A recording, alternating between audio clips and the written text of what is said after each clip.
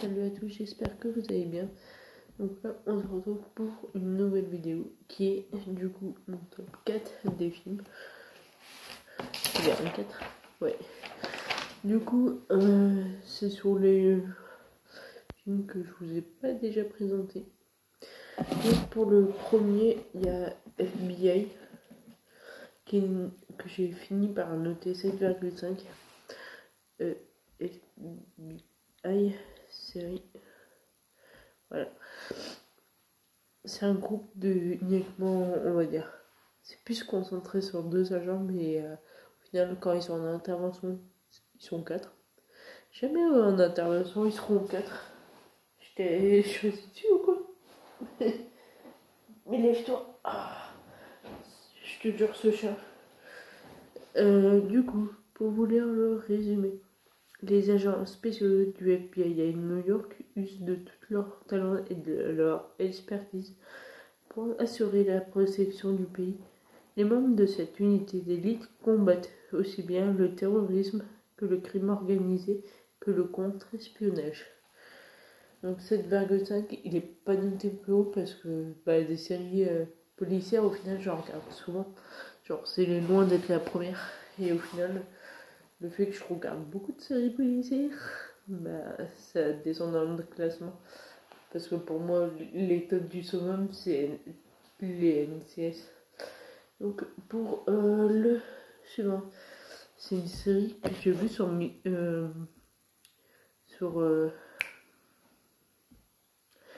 Netflix. FBI, c'est sur M6, c'est à la télé. Mais je sais pas si elle est dispo en DVD ou pas. Qui s'appelle Meet Fit. C'est une série. C'est on va recommencer. 5 jeunes marginaux qui n'ont rien en commun se retrouvent en même temps à devoir remplir des travaux d'intérêt généraux. Un jour, suite à un puissant et étrange orage, ils sont tous affublés de super pouvoirs. C'est peu non plus des super pouvoirs, genre pas inaccessible, mais il y en a vraiment, genre c'est vraiment cool. Après, il y en a qui meurent, c'est normal. Mais en vrai, c'est grave cool cette série. Je lui ai noté 7,5. Elle était intéressante, genre, il y avait, je sais plus, 2-3 saisons. Je crois que c'est 3. Quand je vois certains personnages, c'est surtout, je me dis, genre, il y en a qui sont morts. Il y en a qui sont pas morts, mais qui sont partis. Et voilà. Du coup, on va passer justement à une pièce qui vient de sortir. C'est le 4e. Ça se trouve qu'il y aura un 5e parce qu'ils veulent faire un dérivé où, par exemple, il y a les anciens personnages, mais vu que des fois ils ont fait mourir, donc ils veulent faire un dérivé. Donc c'est NCS Hawaii. L'agent spécial Jane Tennant dirige une équipe d'agents du NCS. Elle est la première femme à occuper ce poste. Elle et son équipe travaillent au bureau de Pearl Harbor à Hawaï. Il y a enquête sur des crimes liés à l'armée et à la sécurité nationale. Donc un peu comme tous les NCS, sauf que eux, pas le décor, disons que c'est pas la ville quoi. C'est l'île justement. La série que je pense que j'ai pas besoin d'expliquer trop, c'est Mercredi.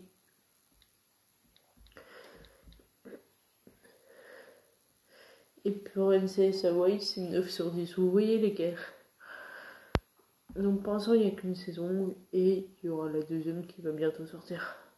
À présent étudiante à la singulière Nevermore Academy, un pensionnat prestigieux pour paria, Wednesday Addams tente de s'adapter auprès de tous les autres élèves tout en enquêtant sur une série de meurtres qui terrorisent la ville. Elle, j'avais grave aimé, genre, c'est 9 sur 10 aussi. disons que on atterrit vite. Pour la 9e, c'est 911. Vous allez dire, mais on l'a déjà vu. Et c'est Lone Ça, c'est un dérivé du coup. Lone Star, je sais plus c'est avec qui. Ouais, c'est avec eux. Ok. C'est un peu perturbant des fois. Un pompier de New York, accompagné de son fils, déménage à Austin où il doit trouver un équilibre entre venir en aide aux plus vulnérables et résoudre les problèmes de sa vie personnelle. Vous entendez sûrement un rhume. Parce que là, je parle du nez. Donc, cette série, j'ai noté 8 sur 10. 8,5 sur 10. Pour la suivante, c'est Under the Dome.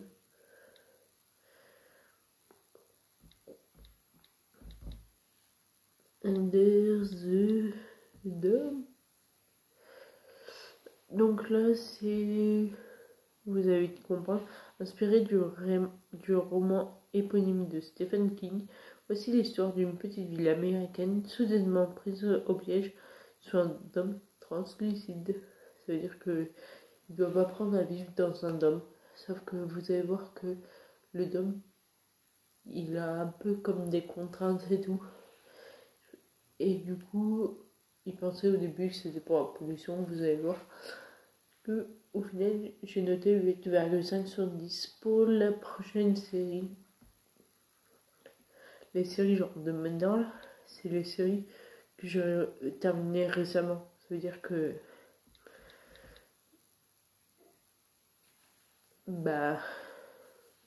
c'est pas les, par exemple les autres que vous avez vus, c'est dans les premières que j'ai vues quoi. Donc c'est Stranger Things. La vie toujours en décalé. C'est en 1983 à Austin dans l'Indiana, Will Bayer disparaît de son domicile. Ses amis se lancent alors dans une recherche semée d'embûches pour le retrouver. Pendant que leur quête de réponse, les garçons rencontrent une étrange jeune fille en fuite. La suivante, vous connaissez la Casa de Papel, il y a la même mais en Corée. Non, je m'en fiche la saison 5.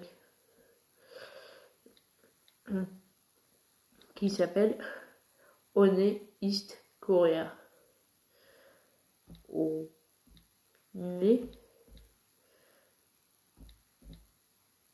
East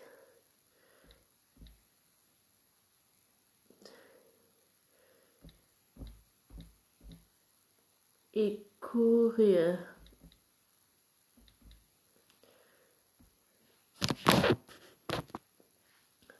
Donc, pour ça, un mystérieux génie du crime, surmonné, le professeur rassemble 8 voleurs afin d'organiser une prise d'otage à la C'est pas... C'est que ça... je sais pas si c'est...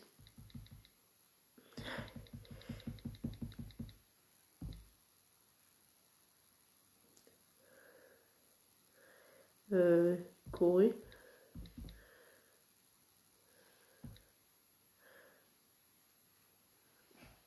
Peut-être. Mais son amie. Ouais, c'est bon, c'est bien lui. Je regardais le casting, mais c'est exactement la même description que pour la Casa de Papel. Il y a des différences. Genre, limite évidente. Tu vois, si je peux pas trouver la feuille. Si j'ai plus de la feuille avec moi, c'est j'ai plus sûr vous en parler. Mais en gros, par exemple, la Casa de Papel, genre, c'est un peu chelou, genre, y en a qui ont pas d'humour, c'est très différent, genre, c'est différent mais similaire en fait, parce que, par exemple, il y en a du coup qui, l'endroit, c'est une piscine, ça me fait pas rêver du tout, alors que le professeur, il connaît déjà celle de la prise d'otage. Il est ami avec depuis longtemps. Alors que pour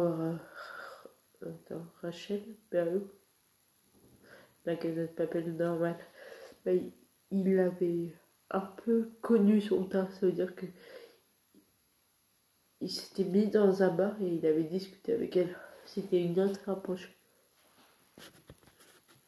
Tu vois, il y a un moment donné, à chaque fois que ma main parle, c'est que je me mouche. Je vais pas faire ça en public. Donc j'ai noté 8 sur 10. Pour la prochaine, c'est l'avant-dernière, c'est Sex Education. Limite, il aurait fallu voir un peu ça dans toutes les écoles et on va dire un peu de la même manière. C'est la rebelle Maeve entraîne Otis, un ado vierge, mais dont la mère est sexologue, dans la création d'une cellule de thérapie sexuelle clandestine au sein du lycée. Je dis pas qu'il faut faire les choses clandestinement, mais en fait, il avait le même don et il pouvait, en fait, les gens allaient plus voir lui que sa mère parce qu'il était jeune et du coup, entre jeunes, ça se parle. Et pour moi, c'est ça qui fait peut-être la différence, c'est qu'il manquerait quelqu'un genre de leur âge pour en discuter. Donc j'ai noté 7 sur 10. La première saison était cool. Et je sais plus combien il y a de saisons.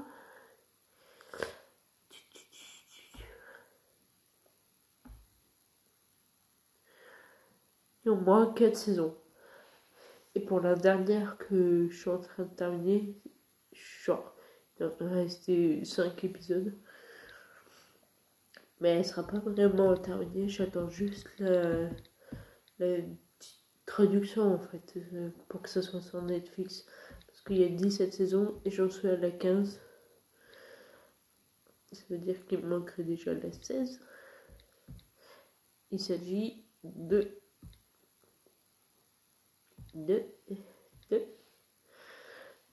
Heartland. C'est la série où j'ai grandi avec. La différence, c'est que c'est ma grand-mère, elle avait acheté les 2 premiers CD. Et à l'époque, les 2 premiers CD, c'était découpé en gros la saison 1 à la moitié et l'autre moitié, c'était la saison 1 partie 2. Et en gros, du coup, je suis un peu plus de série. Ancré dans les paysages somptueux des montagnes rocheuses de l'Alberta, l'orange familial Heartland accueille et redresse les chevaux maltraités ou qui ont subi du choc violent. J'ai l'impression d'être dans le générique quand tu dis ça. Mais bon, en gros, je suis à la saison 14. Je suis à la saison 15, ça va un peu mieux, mais la saison 14, j'ai fait que chialer. Genre, vous allez comprendre si vous regardez jusqu'à présent. Au début, ça peut vous paraître long. Genre, il y a 20 épisodes par saison. Mais chaque épisode est différent. Il y a des rebondissements différents. Genre, il y a des moments, par exemple, il y a des problèmes avec des chevaux. Dans c'est la fin de la saison. Quelle? La 2? Ouais, en gros, dans la 2, vous voyez un mec qui s'appelle Tay avoir un crash d'avion et sa petite amie, donc celle qui dresse les chevaux, Amy, que vous verrez dès le début. Et en gros, elle demande au cheval, parce que les chevaux créent des liens particuliers avec les personnes, de retrouver son propriétaire. Parce qu'ils n'avaient pas la localisation exacte, ils savaient juste à peu près quel rayon ça s'était mis et ils avaient fait des recherches. Donc vous avez soit du redressement vers le cheval, soit un peu de l'aide, on va dire. Vous allez voir, la saison A, elle est bien. Genre, c'est le début, vous voyez. La saison 2, moi j'ai moins accroché. Mais après, les autres saisons, ça roule comme du petit peu. La saison 4, je crois. Ouais. 14-15, déjà il n'y a que 10 épisodes. Ça va hyper vite. Bon, je sais que j'avais terminé une saison en une journée, la 14. Mais je fais que chialer. Parce que vous allez comprendre pourquoi. Mais dès que vous passez 14 saisons avec un personnage, surtout qu'il est principal, c'est pas genre un figurant qui apparaît une fois par an. Mais vous allez vite comprendre. Et du coup, des fois, en plus, je me disais si ils avaient fait autrement, qu'est-ce qui serait passé? Mais là, à voir. Mais du coup, Heartland, franchement, c'est la série genre que je kiffe parce que moi, je suis tirée sur le monde de l'équitation et c'est on va dire mon domaine. Vous le savez, j'ai fait des stories dessus à un moment donné parce que j'étais au centre équestre. C'est un peu mon domaine. Donc, là, quand je vois la tête des personnages du début, je vais vous le montrer. Je me dis surtout qu'il y en a qui ont été... Parce qu'ils ont commencé, genre ils étaient jeunes. Attendez. Je crois qu'ils avaient à peine 22. Que maintenant, en 15 saisons, ils ont au moins 10 ans de plus. Merci l'image, t'es très clair. C'est que je veux pas prendre trop une autre image. C'est une série genre à Calgary, donc aux États-Unis, c'est un ranch de cow-boys, donc ils ont tous un peu la tête genre des cow-boys. Donc là, du coup, je vais vous présenter les personnages. On va décaler. Ty, Mallory, Jack, Amy, Jack, Tim, Lou et Scott. Vous allez voir que ces personnages, genre, si je vous montre une photo genre, plus ancienne, rien que ça, c'est exactement les mêmes personnages. Mais la saison 3, je pense. Ouais, c'est la 3. C'est le casting de la 3, c'est la scène même, mais il y a d'autres personnages que vous verrez. Et vous voyez déjà le changement. Est-ce que je peux avoir une saison genre plus élevée?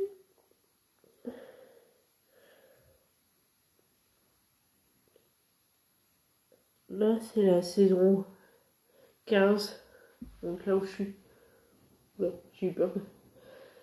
Il y a différents. Il y a genre encore. C'est qui ça? Je crois que c'est Jessica. Je suis plus sûre de nom. Il y a Tim. Il y a Logan. Georgie. Lisa, vous l'avez en saison 1 déjà. Et elle n'est pas trop son casting parce que de base elle était pas trop présente. Il y a Jack, Lou, c'est pas Tanya. Je sais plus trop comment elle s'appelle. Il y a du coup Amy et Lindy. Vous allez voir que le casting évolue. Oh, quand je vois la tête par contre, c'est qu'ils ont mis des photos, genre quand c'est à la distribution, des fois tu reconnais même pas les personnages. Genre Amy, ils ont dû prendre dès qu'elle avait 13 ans. Parce que je pense que les photos qui sont en fait dans les distributions, c'est les photos à peu près de là où ils ont commencé leur carrière. Et quand je vois la tête des fois des gens, genre même Sean Johnston, le mec là. Oula, lui là, c'est Jack. Sauf que du coup là, il a fait voir Amy à laquelle âge. Parce qu'elle a commencé, je crois, 35. Donc vous voyez que en fait c'est tellement évolutif. Depuis 2007 il tourne et on est en 2025 2024. impeccable, je saute des trucs. Mais vous voyez, 2007, elle a fait d'autres séries entre temps.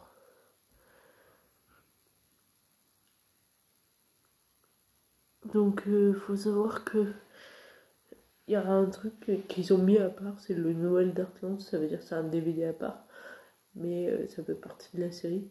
Par contre, des fois la coupe des cheveux, c'est quoi ça? Begins aussi. Ça doit être un mode genre traduction. Mais du coup, voilà. Bon, c'est un truc parce que je sais que en voyant des vidéos, je crois que c'est accessible de visiter le ranch d'Artland. Je le fais, genre c'est trop. J'ai bercé dedans, vous avez vu depuis 2007. J'ai grandi avec quoi. C'est la meilleure série pour moi. Là, je suis à la fin. Dès que j'arrive à une série, genre, ça m'est arrivé pour Orange is the New Black. D'ailleurs, j'ai pas voulu terminer la saison. Parce que, disons que les étés, genre, il y a 2 ans, je travaillais à la station-service. En gros, avant de me coucher, genre, dès que j'avais un trou, par exemple, soit je bossais de 3h jusqu'à. C'était 11h, non, midi, non, 13h. Et du coup, je regardais à chaque fois Orange is the New Black. Et en fait, j'étais tellement plongée dedans que dès que j'ai vu que c'était la dernière saison, j'ai coupé court et j'ai dit en fait non. Et après, je trouvais aucune série à la hauteur. Parce que quand t'aimes une série comme ça, j'ai fait mais c'est nul, c'est nul. Après, fallait le temps que je digère. Et pour Heartland, je sais qu'il y a 2 autres saisons, mais j'ai peur d'avoir le même sentiment en fait.